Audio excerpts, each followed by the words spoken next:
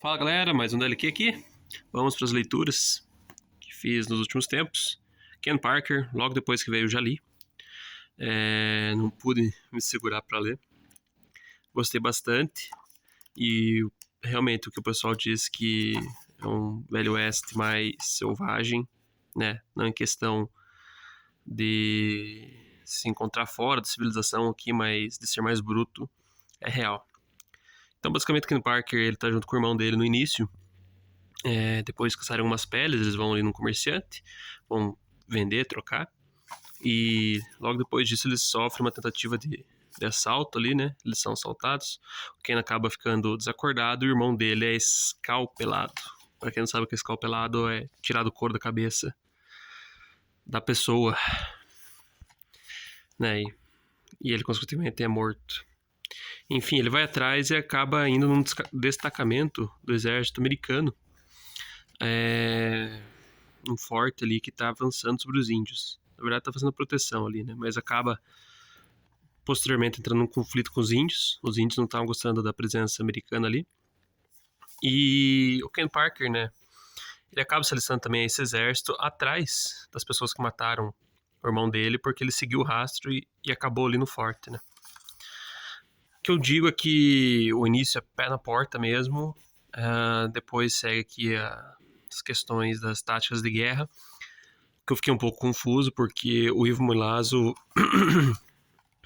pode ver a arte dele inteira em preto e branco, né? Não é colorizado esse trabalho.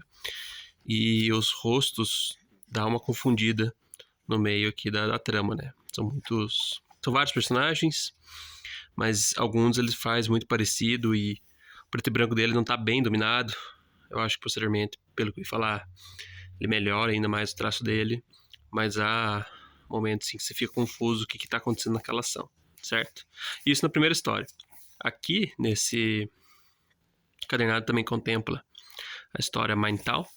Essa eu gostei bastante, é um clima mais urbano, digamos assim. O Ken Parker inicialmente está caçando comida, junto com seus companheiros ali do forte, para o exército, né? E eles estão numa escassez de comida.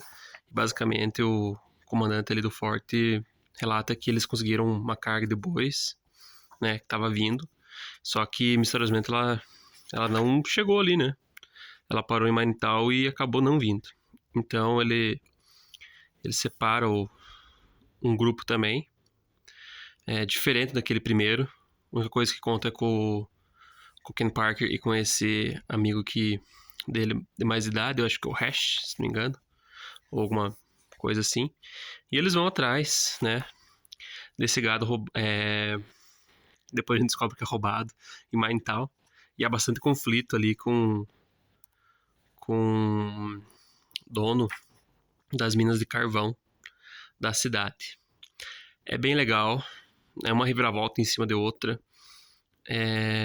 Prende mesmo tua atenção. Eu comecei a ler a segunda história num dia, tive que terminar praticamente nela. Estava muito boa. Então, meu veredito sobre o Ken Parker, por enquanto, é que é uma série bem interessante e eu penso continuar. Me surpreendeu. Não tanto a primeira história, mas a segunda, sim, foi muito boa. Eu li o segundo volume do Hellblazer do Spurrier. O que eu digo é que o meu temor que eu tinha no primeiro volume se concretizou.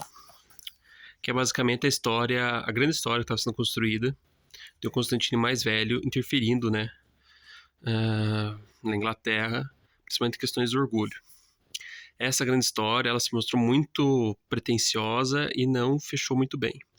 O que eu digo é que as histórias mais individuais, né, as histórias que se concentram em um issue ou outro, né, por exemplo essa aqui, que é em dois capítulos aqui desse encadernado, ela é muito boa, fala sobre relacionamento abusivo, envolvendo um jovem marinheiro, né, que era caçoado pelos demais ali e queria ascender na sua profissão, né, diante de seus colegas, e acaba, né, se deparando com esse Constantino mais velho, e ele cede aí, ao marinheiro, né, um instrumento que chama, essa concha aqui que chama uma sereia, e a sereia consegue influenciar esqueci o nome, mas nos agrupamentos de peixe, para que venha em direção aonde eles estão com os barcos. Esses peixes, né, essa população de peixes ali, para que eles capturem, vendam, né, e se sobressaiam na profissão, principalmente esse marinheiro em questão. E ele acaba sendo muito abusivo com ela, assim. Então, foi interessante, sim, como se foi feito essa trama aqui. Depois a gente tem a parte que já é ilustrada pelo Matias Bergari, não é mais pelo Aaron Campbell, que é aqui no início, que é relacionado à realeza britânica e seu gosto pelo equismo, né, pelo esporte. E daí o carinha ali, ele tem o sonho de ter o melhor cavalo e tal. A história não é tão boa quanto a primeira. E acaba nascendo um unicórnio. Acaba acabando com a mãe do... Ó, aqui a cena. Daí, por fim, a gente tem o encerramento aqui, que é relacionado também a um demônio. Nossa, essas partes aqui eu achei muito Amnésia o jogo, sabe? O jeito que foi colorido aqui. Me lembrou muito o jogo Amnésia. Essa temática mais rubra. É boa. Começa aqui com esse demônio fazendo um apelo ao Constantine para que ele interceda. Porque, né, ele incorpora um político ali e descobre uma coisa muito suja, até demais para ele. E acaba chegando à conclusão aqui da história do run do Spurrier. Vem todos os personagens coadjuvantes desse run, praticamente. Até esse carinha aqui que era de uma gangue lá. Acaba auxiliando o John. E acaba sendo muito pretensioso quando ele decide resolver essa trama maior. E decepcionou um pouco, infelizmente. Né? Futuramente, se eu for ler, eu vou ler mais essas tramas individuais. Daí tem o Batman Impostor. Eu tinha lido só ano passado o primeiro livro, ano passado retrasado, e decidi terminar de uma vez, né? E eu percebi, né, que eles ficaram na dúvida se seria relacionado ao universo do Batman Robert Pattinson ou não.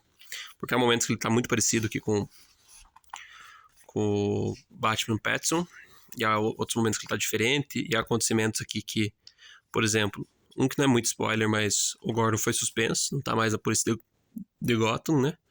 Há outro comissário, né? E que eu acho legal aqui nessa história, que mesmo que ela possa fazer até certa parte do universo, mesmo algumas coisas contradizendo, é mostrar alguns vilões do Batman aqui. Por exemplo, o ventriloquista lá, né? Ventríloco. Daí tem algumas alusões ao Zez, algumas alusões até o Cara de Barro. Achei bem legal. O jeito que o Batman, além de... Ele tem que colocar sua inteligência à prova, né? Pra combater o crime, né? E para isso, digamos, ele tem que acabar usando até de artifícios de relacionamento, né? Então ele acaba se envolvendo com essa policial para ter acesso a banco de dados da polícia de Gotham. E achei interessante isso, né? Já que ele precisa, digamos assim, cumprir seu objetivo de pegar esse impostor que está se passando por Batman, ele acaba fazendo o uso da inteligência comportamental, emocional, não sei bem qual que é a palavra, mas achei bem legal. E a trama, apesar do final ser um pouco óbvio quem seria, né, o impostor ali, ela é boa ao longo dela. E os desenhos também do Sorrentino são muito bons. Tem alguns destaques aí à parte, né? Algumas páginas demais e boas. Enfim, seria isso do Batman Impostor, né? Vou olhar um pouco aqui o terceiro volume, né? Mas não vou comentar muito para não dar spoiler. A colorização também é um espetáculo à parte. Se não me engano, o Jordi Belair que faz. Cara, é muito boa. Muito boa. Esses contrastes aqui.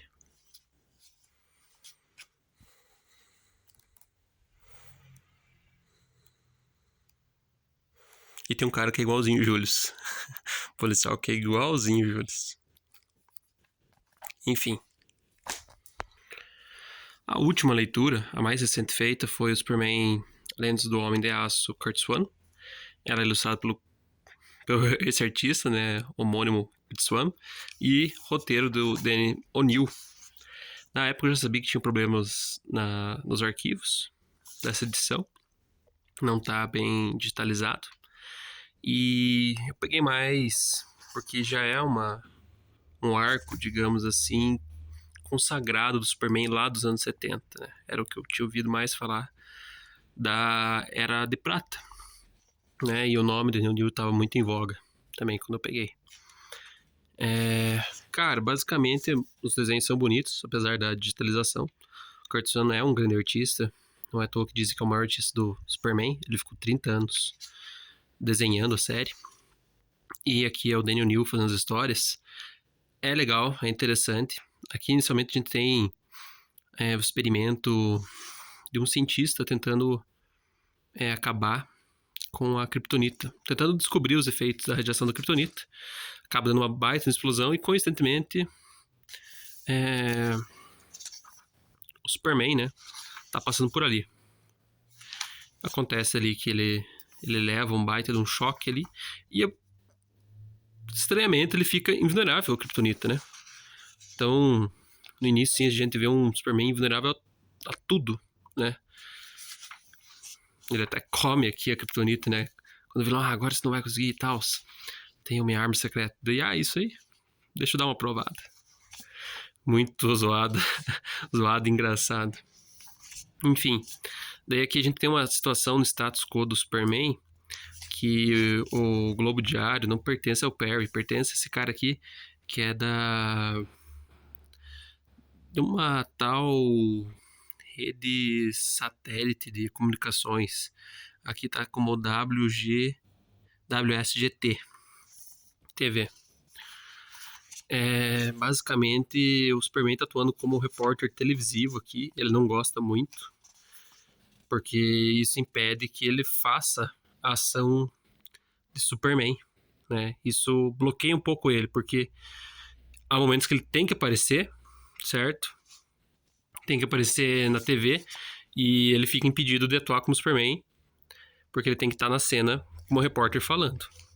Daí aqui ele consegue deixar só filmando aqui uma explosão no vulcão e ele fica com aqueles microfoninhos de lapela falando o que está acontecendo.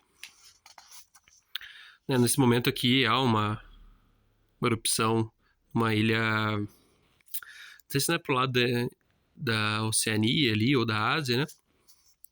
E basicamente é uma ilha de manufatura, digamos assim, de matérias-primas, digamos.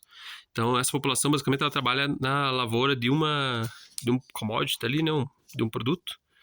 E acontece essa erupção ali e o cara que é dono das plantations ali não tá querendo que eles parem de trabalhar, enquanto eles estão tentando fugir, o cara tá metralhando, sabe? Então é curioso a situação aqui. Aqui a gente já tem a situação do músico que acha um instrumento ali que dá para ele o que ele pensa, o que ele quer. Já é uma história mais bobinha, assim. Engraçado que esse instrumento tem aqui um rosto de um diabo, depois ele se veste como Pan, né? Quem pegou a referência, né? Sabe que os fundamentos cristãos, eles fazem muita imagem de um carneiro, de um cordeiro, um tanto por causa que os deuses gregos, né, as imagens da mitologia grega fazem alusão a cordeiros, carneiros, cabritos, né? Por exemplo, os faunos, que têm as patinhas, né, e os chifres dos caprinos. Então é para dar uma imagem ruim da mitologia grega. Isso lá atrás foi feito para vincular uma imagem negativa da religião, né, à época grega, e atrair às vezes novos fiéis. Enfim, uma curiosidade à parte. Tem umas histórias assim que eu vejo que que é mais uma crítica à ciência, não à ciência, mas a problemas naturais e até sociais que se passavam na época. Por exemplo, a do ditador que eu falei ali.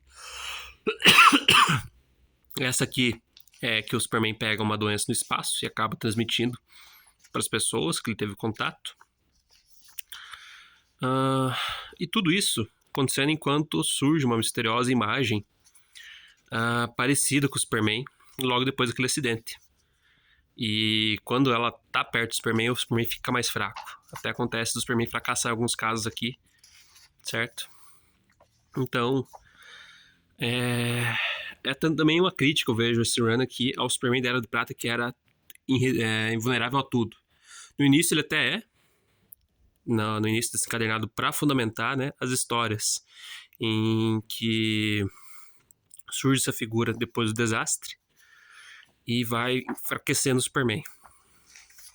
Então, basicamente, desse encadernado é críticas sociais, críticas à consciência nossa, à natureza, e a imagem do Superman na Era de Prata, que tem momentos assim que ele fala, eu costumava mover planetas como se fossem bolas de gude. Então, a gente vê uma tentativa de dar uma humanizada no Superman, assim, dele se sentir enfraquecido, sentir uma forma humana até, que ele se machuca nesse encadernado. E é legal. Achei legal nisso.